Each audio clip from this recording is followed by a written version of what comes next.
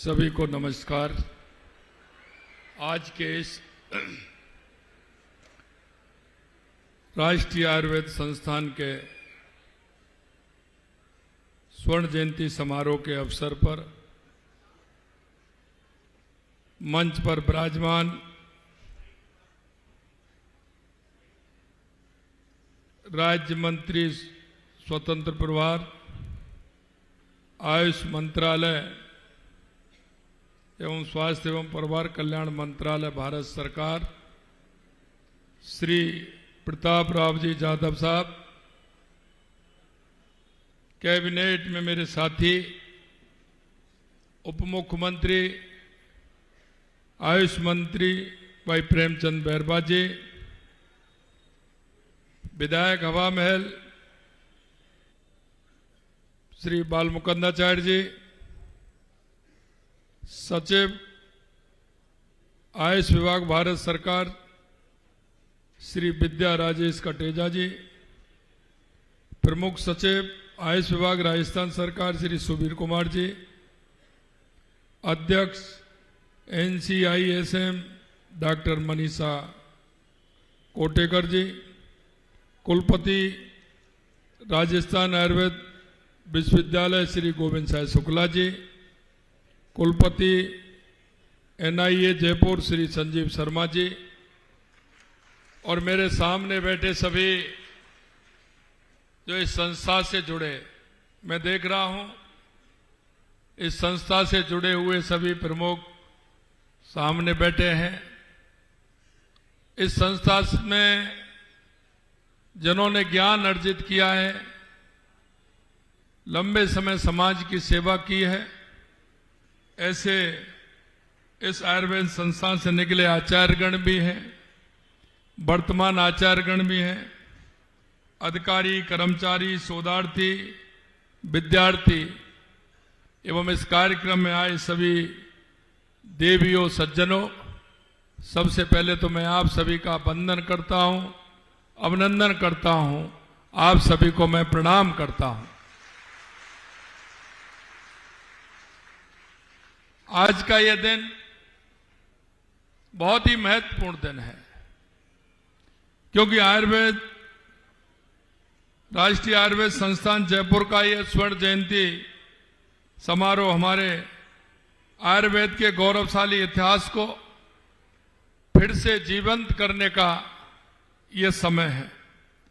आज उन अनेक आचार्यों, वैदाचार्यों, चिकित्सकों, शोधकर्ताओं, विद्यार्थियों और कर्मयोगियों को मैं नमन करता हूं, क्योंकि उन्होंने इसे बनाने में बहुत मेहनत की है। और सामने की जो पंक्ति है उनको भी मैं प्रणाम करता हूं कि उन्होंने भी बहुत मेहनत के साथ इस हमारी संस्था को आगे बढ़ाया है। इनकी तपस्या, श्रमशीलता, समर्पण आयुर्वेद के इस दिव्य दीपक को सदैव प्रज्वलित इन्होंने किया है। राजस्थान की धरती पर स्थापित इस संस्थान ने 50 वर्षों में जिस ऊंचाई, प्रतिष्ठा, राष्ट्रीय नेतृत्व को प्राप्त किया है, ये वास्तव में अनुकरणीय है और प्रेरणा स्रोत भी है। जब परंपरा, विज्ञान, अनुशासन और सेवा भाव के साथ चलती है, तब एक संस्थान केवल भवन नहीं रहता, वह राष्ट्रीय धरोहर, ज्ञानपीठ और सेवा पथ बन जाता है। और राष्ट्रीय आयुर्वेद संस्थान ने इसे सिद्ध करके दिखाया है।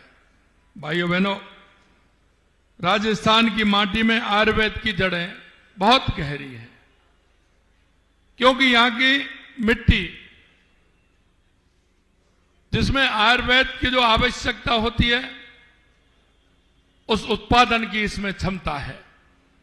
यहां की हर पहाड़ी, हर वन, हर औषधीय पौधा इस बात का साक्षी है। यह धरती सदियों से आयुर्वेद का केंद्र रहा है, क्योंकि अरावलियों की पहाड़ियों से मिलने वाली दुर्लभ जड़ी बूटियां, थार के मरुस्थल में पाए जाने वाले औषधीय पौधे इस बात का प्रमाण है। हमारे पूर्वजों ने न केवल आयुर्वेद का अध्ययन किया, बल्कि इसे जीवन का अभिन्न अंग बनाया। आज जब हम राष्ट्रीय आयुर्वेद संस्थान के स्वर्ण जयंती मना रहे हैं तो हमें उसका गौरवशाली परंपरा को आगे बढ़ा रहे हैं। मैं ये भी कहना चाहता हूं कि 1976 में एक महाविद्यालय के रूप में आरंभ होकर आज राष्ट्रीय आयुर्वेद संस्थान का देश का प्रथम Ayurveda deemed to be university के रूप में विकसित होना राजस्थान और भारत दोनों के लिए गौरव का अध्याय है। शिक्षा, प्रशिक्षण, अनुसंधान, रोगी सेवा, इन चारों स्तंभों पर राष्ट्रीय आयुर्वेद संस्थान ने पिछले 5 दशकों में जो नेतृत्व स्थापित किया है, ये वास्तव में अनुकरणीय है। मित्रों, यही नहीं, मुझे गर्व होता है कि राजस्थान में ऐसी संस्था है जो केवल शिक्षा का केंद्र नहीं बल्कि आयुर्वेद की आत्मा को जीवंत रखने का एक माध्यम है। आयुर्वेद केवल एक चिकित्सा पद्धति नहीं है, ये जीवन जीने की कला, स्वस्थ रहने का विज्ञान, हमारे प्राचीन ऋषियों और आयुर्वेद के माध्यम से मानव जीवन को समझने और उसे स्वस्थ रखने का मार्ग दिखाया। एक बात मैं और कहना चाहता हूं कि हमारी जीवन पद्धति, दिनचर्या, आयुर्वेद, योग, यह सभी हमारी संस्कृति के अंदर है। आयुर्वेद के माध्यम से हम ये भी जानते हैं कि कौन से महीने में कौन सी बीमारी का आना होगा जिससे परेशानी होगी। हम ये भी जानते हैं कि कौन से महीने में शरीर के अंदर पानी की कमी रहती है जिसमें पानी ज्यादा पी करके हम उसको ठीक कर सकते हैं। हम बदलते हुए समय में कौन सी बीमारी होती है इसको भी हम जानते हैं। ये हमारे आयुर्वेद में हर मौसम का पूरी तरह से निर्धारण किया हुआ है और ये पहले से ही विद्यमान है कि हम आने वाली बीमारी को किस तरह से उसका उपचार कर सकते हैं। और आपने देखा है कि जिस मौसम में जो बीमारी होती है उसका आइडिया हमें लग जाता है और आयुर्वेद हमारा उससे आगे ही उसको काम को करता है और हमारे शोध भी चलता है। और मैं धन्यवाद देना चाहता हूं देश के यशस्वी प्रधानमंत्री नरेंद्र मोदी जी को, जो उन्होंने हमारा आयुष डिपार्टमेंट को और योग को दुनिया में पहुंचाने का काम किया है। आज मैं ये बात भी कह सकता हूं कि जो हमारा देश विश्व गुरु कहलाता है उसमें हमारा आयुर्वेद और हमारा योग भी प्रमुख है, जिससे कि पूरे विश्व में हमारी चर्चा होती है। मित्रों, मैं ये भी आपसे कहना चाहता हूं कि वेदों में विशेषकर अथर्ववेद में आयुर्वेद के बीज मिलते हैं। हमारे प्राचीन ऋषियों ने आयुर्वेद के माध्यम से जीवन को समझा है। हमारे चरक, सुश्रुत, भांगभट्ट, धन्वंतरी जैसे महान वैद्यों ने इस विद्या को व्यवस्थित रूप दिया है। चरक संहिता में कहा गया है कि शरीर माग्यम खलु धर्म साधनम, अर्थात शरीर धर्म का प्रथम साधन है। बिना स्वस्थ शरीर के ना धर्म को प्राप्ति हो सकती है, ना अर्थ की, ना काम की, ना मोक्ष की। यह श्लोक आयुर्वेद के मूल दर्शन को प्रकट करता है। स्वास्थ्य ही जीवन का आधार है। यह शरीर, मन और आत्मा को एक समग्र इकाई मानता है और सुश्रुत को जो आज पूरा विश्व शल्य चिकित्सा का जनक मानता है, पंचकर्म, रासायन चिकित्सालय, दिनचर्या, ऋतुचर्या, ये सब आयुर्वेद के ऐसे सिद्धांत हैं जो आज के तेज रफ्तार में और भी प्रसार से हो जाते हैं। साथियों, माननीय प्रधानमंत्री नरेंद्र मोदी जी की दूरदर्शी सोच आयुर्वेद को विज्ञान सम्मत वैश्विक और भविष्य उन्मुख स्वास्थ्य व्यवस्था के रूप में स्थापित करना। उनका स्वप्न है heal in India, heal by India, यानी भारत में उपचार और भारत के द्वारा उपचार। यह माननीय प्रधानमंत्री जी के नेतृत्व में होगा। प्रधानमंत्री जी के नेतृत्व में भारत सरकार ने आयुर्वेद को वो सम्मान और महत्व दिया है जिसकी ये विद्या हकदार थी। एक अलग आयुष मंत्रालय की स्थापना की गई। यह एक ऐतिहासिक कदम था। इससे पहले आयुर्वेद को यह संस्थागत सहयोग नहीं मिल पाता था जो इसके विकास के लिए जरूरी था। आयुष मंत्रालय के गठन से आयुर्वेद, योग, यूनानी, सिद्ध एवं होम्योपैथिक जैसी पारंपरिक चिकित्सा पद्धतियों को नई ऊर्जा मिली है। प्रधानमंत्री जी ने संयुक्त राष्ट्र में अपने प्रयासों से 21 जून को अंतर्राष्ट्रीय योग दिवस घोषित किया और इससे न केवल योग बल्कि पूरी भारतीय चिकित्सा परंपरा को विश्व मंच पर एक नई पहचान मिली है। आयुर्वेद संस्थान में निवेश बढ़ाया गया, आयुर्वेद संस्थान का विस्तार किया गया। कोविड-19 महामारी के दौरान भी आयुष, क्लॉथ, च्यवनप्राश और गिलोय जैसी आयुर्वेदिक औषधियों ने लाखों लोगों को रोग प्रतिरोधक क्षमता बढ़ाने में अहम भूमिका निभाई थी। जब हम देखते थे कोविड में हर व्यक्ति जान गया था, उसे आयुर्वेद का पूरी तरह से जानकारी मिल गई थी।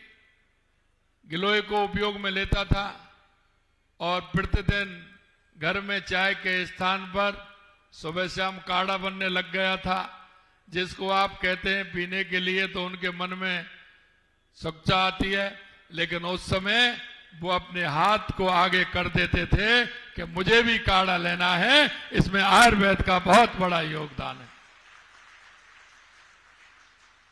हमारी राज्य सरकार ने भी हमेशा आयुर्वेद के संवर्धन और उसके जन स्वास्थ्य में व्यापक उपयोग को प्राथमिकता दी है। राज्य सरकार द्वारा पिछले वर्षों में आयुर्वेद के लिए किए गए प्रमुख कार्य, नए आयुर्वेद चिकित्सालय, महाविद्यालय एवं डिस्पेंसरी की स्थापना से राज्य में सुलभ चिकित्सा सुविधा सुनिश्चित की गई। स्नातक स्नातकोत्तर सीटों में वृद्धि, आधुनिक लैब, ड्रग स्टैंडर्डाइजेशन यूनिट, शिक्षण, फार्मेसी को सुदृढ़ किया गया। बड़े पैमाने पर Ayush medical officer, pharmacist, compounder एवं तकनीकी स्टाफ की नियुक्ति कर स्वास्थ्य ढांचे को मजबूत किया गया। किसानों हेतु हर्बल फार्मिंग स्कीम, नक्षत्र one, herbal garden, medicinal plant mission के माध्यम से जैविक पौधों की वैज्ञानिक खेती को बढ़ावा दिया गया। इम्यूनिटी बूस्टर किट, काढ़ा वितरण, मोबाइल आयुष वैन, सामुदायिक आउटरीच से लाखों लोगों को लाभ पहुंचाया गया। स्कूलों और पंचायतों, जिला मुख्यालय में योग शिविर, महिला स्वास्थ्य कार्यक्रम, निरोगी राजस्थान अभियान को गति दी गई।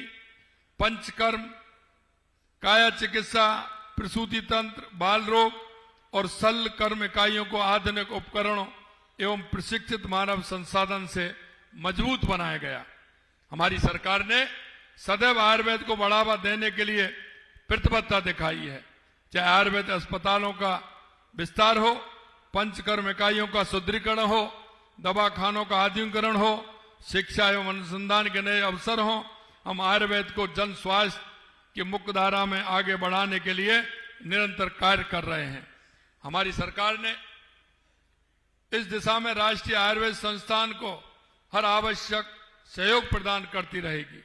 आइए आज हम सब संकल्प लें कि राष्ट्रीय आयुर्वेद संस्थान को अगले 25 वर्षों में वैश्विक आयुर्वेदिक शिक्षा केंद्र, उच्च स्तरीय अनुसंधान संस्थान और विश्व स्तरीय रोगी सेवा मॉडल के रूप में स्थापित किया जाए। मैं इस पावन अवसर पर राष्ट्रीय आयुर्वेद संस्थान के सभी आचार्यों, अधिकारियों, कर्मचारियों, शोधार्थियों, विद्यार्थियों, पूर्व छात्र, सहयोगियों को हार्दिक बधाई और मंगल कामनाएं देता हूं और आपसे यह भी कहना चाहता हूं, अभी यहां के जमीन के बारे में हमारे केंद्रीय मंत्री जी ने जिक्र किया। क्योंकि जब हमारे केंद्रीय मंत्री जी इसकी चिंता कर रहे हैं तो इससे बड़ी बात हमें क्या हो सकती है। इसलिए मैं कहना चाहता हूं, हमारे शासन सचिव और हमारे इसके आयुर्वेद संस्था के प्रमुख हमारे संजीव जी को कि वो मेरे अधिकारियों से मिलकर के जहां आयुर्वेद का अच्छा बड़ा सेंटर बन सकता है। उसके लिए, क्योंकि यहां तो मुझे पता है कि जगह की बहुत कमी है और यहां आगे इसका विस्तार भी, क्योंकि ये तो बहुत पुराना हमारा अस्पताल है। जहां भी जयपुर में आपको स्थान बढ़िया अच्छा लगे और वो उसमें यह महसूस भी हो कि आयुर्वेद संस्थान यहाँ अच्छे स्थान पर है, वहां आप मेरे अधिकारियों से मिलकर के आप स्थान देख लेना। हमारी सरकार निश्चित रूप से जगह की व्यवस्था करेगी।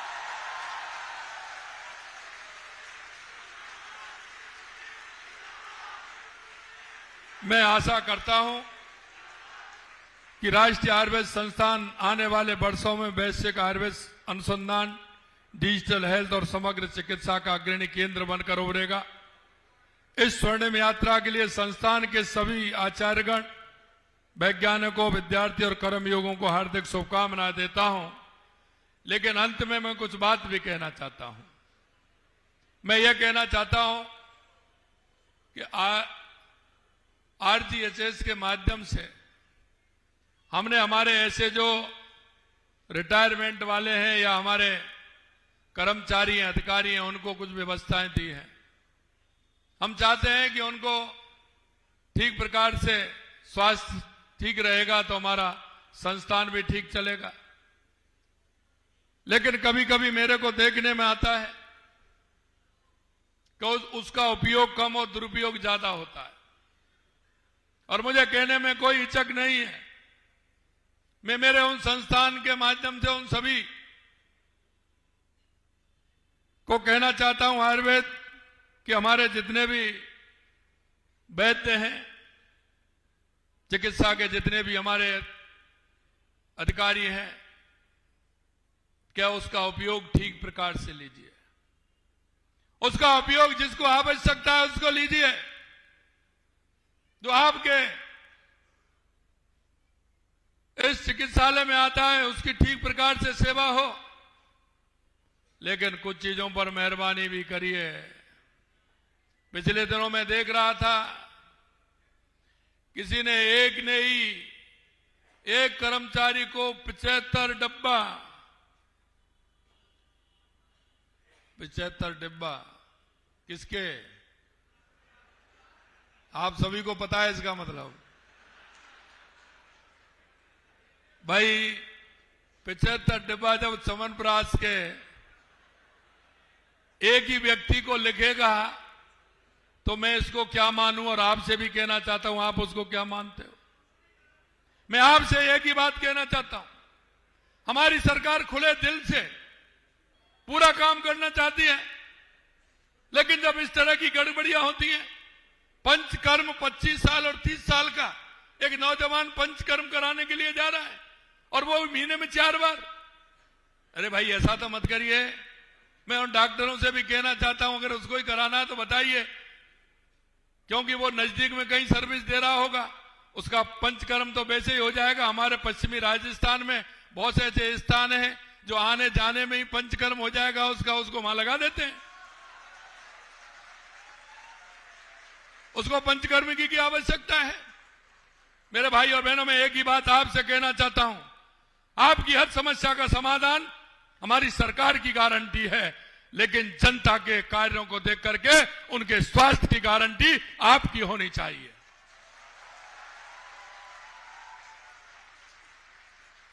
हम मन से, कर्म से अगर काम करेंगे उसकी दुआएं भी हमें मिलेंगी। लेकिन इस तरह का काम करेंगे तो हम क्या संदेश देना चाहते हैं, हम क्या करना चाहते हैं। और यह भी मैं कहना चाहता हूं, अब वो जमाना नहीं रहा जो पता नहीं लगे। मैं एक भी बात और कहना चाहता हूं, जो ये कह रहे हैं कि मेरे को कोई देख नहीं रहा है, उसको देखने वाले भी हैं। आज वो नहीं है। मैं हर जगह कहता हूं कि कैमरा लगा हुआ है, सभी जगह कैमरा लगा हुआ है, सभी को देख रहे हैं, सभी नजर में आ रहे हैं। मैं आज मैं आपसे यही कहना चाहता हूं, मेरे भाइयों, हमें इस भारतवर्ष को आगे ले जाना है। एक बार देखिए हमारे मनीषियों का कितना तप इसमें गया है, हमारे उन लोगों ने कितनी मेहनत की है। हमारे ऋषि मुनि महंत संत सभी ने हमको रास्ता दिखाने का काम किया है। हमारे देश की आजादी में हमारे हजारों सालों की गुलामी, कभी हूण आए, कभी कुषाण आए, कभी इस्लाम आया, कभी अंग्रेज आए, इस देश को क्या किया उन्होंने। अरे आज मौका आया है। स्वामी विवेकानंद जी ने कहा था 1893 में कि 21वीं सदी भारत की होगी। मित्रों, मैं यही कहना चाहता हूं, उस नरेंद्र ने कहा था और ये नरेंद्र करके बता रहा है, ये आपके सामने है।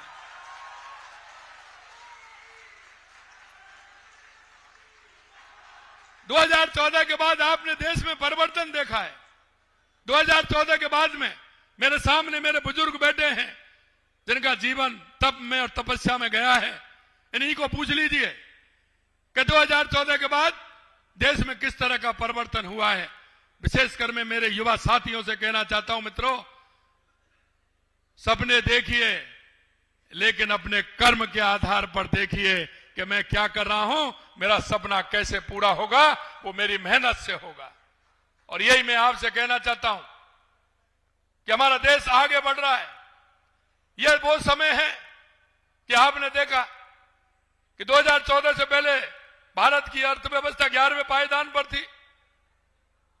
आज हम 4थे स्थान पर आ गए।